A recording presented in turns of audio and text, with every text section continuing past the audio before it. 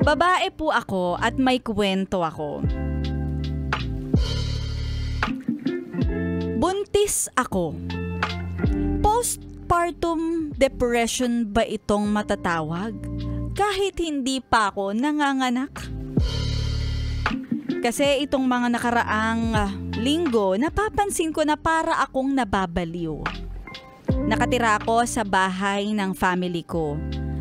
At ang lagi lang naiiwan sa bahay ay ako, yung aking partner, at yung aking bunsong babaeng kapatid.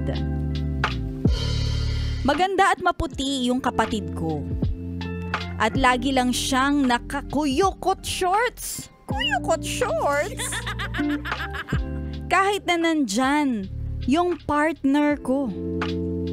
Madalas pa nga na tabi-tabi kami sa kama kapag umaga.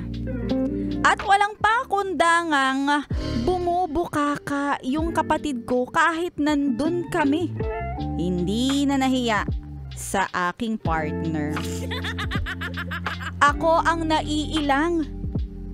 Kada iiwan ko silang sandali, bibili sa labas kung ano-ano na ang pumapasok sa isip ko. Na kesyo baka may kababalaghang mangyari sa kanila.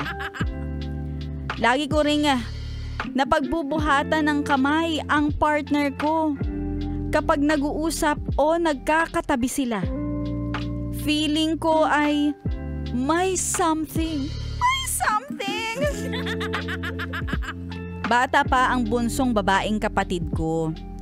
Pati sa panaginip ko, pumapasok sila at napapanaginipan ko ang mga ayaw kong mangyari. By the way, marami na rin pong alam ang kapatid ko dahil sa mga napapanood niya at open-minded siya. Mas open-minded pa nga siya kesa sa akin.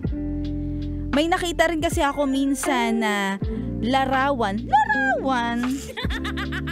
picture niya kasama ang boyfriend niya at walang pakundangan sa pagpi-PDA o public display of affection.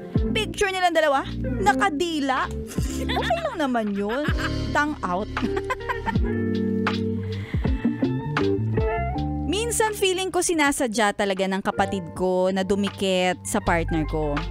Madalas siya humiga sa may paanan namin at ilalapit pa yung mga pribadong bahagi ng katawan niya sa partner ko. Hindi ko alam, ano ba ito, sadyang nababaliw na ba ako?